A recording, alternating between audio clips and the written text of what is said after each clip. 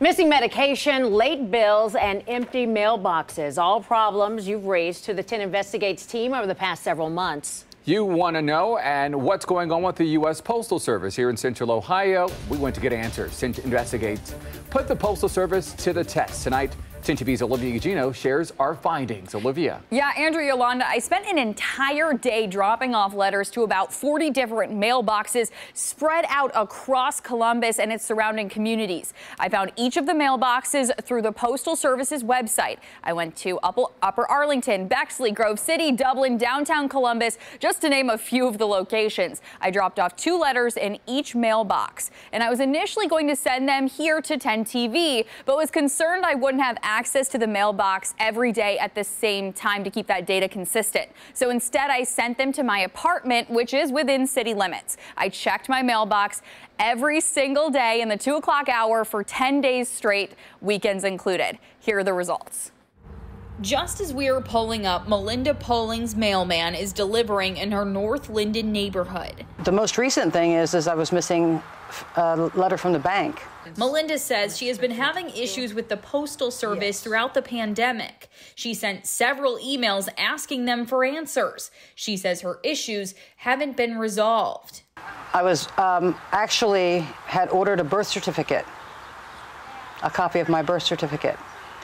I needed it for some reason or another, and it never came. Melinda is just one of several complaints sent to 10 Investigates about the Postal Service. So we put them to the test of sending letters to one location, dropping off letters to 39 different blue boxes. I numbered and put addresses on each letter so I could keep track of them. I went to the post office and asked, how long should it take for it to arrive? They said 2 to 3 days, but the pandemic could change things. We sent out the letters on a Friday. Most arrived on Monday, so within the expected 2 to 3 day window. Several others arrived throughout the week, on Tuesday, Wednesday, and Thursday. But 5 letters didn't show up. 2 did not arrive from the box on East 4th Avenue. Another 2 did not arrive from the box on North Cassidy Avenue. One other letter was returned to sender. That letter was sent back to 10 TV from the post office on Twin Rivers Drive. We reached out to the Postal Service multiple times over the past 4 months, most recently this week requesting to speak with someone about mail delivery to try and get viewer questions answered.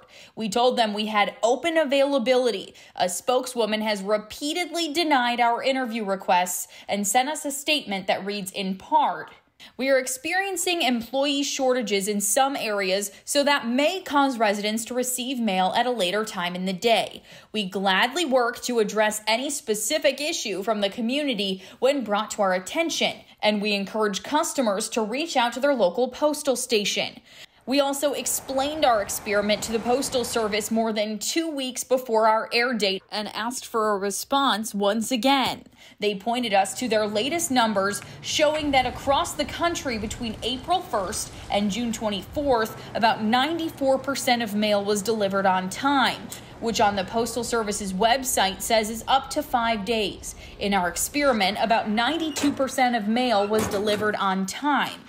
Back in March, the Inspector General's office completed an audit of 3 Columbus stations because of late mail. The audit reported over 34,000 pieces of undelivered mail at the South Columbus Post Office and over 9,000 delayed letters and flats. And for postal customers like Melinda Polling, they want to know, where's their mail? To be perfectly honest with you, it's a little disturbing. I'd like to know where this mail is that I never received.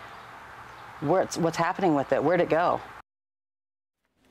And I revisited one of the boxes that I did not receive mail from on Monday to shoot video. This is what it looked like. The box was taped up and customers were unable to drop off letters in the box. I reached out to the Postal Service a couple times to see why. A spokeswoman says it's a preventative measure that the Postal Service is recommending customers use collection boxes during operating hours. After that, customers can drop mail off in the post office. And there are many post offices with 24-hour access.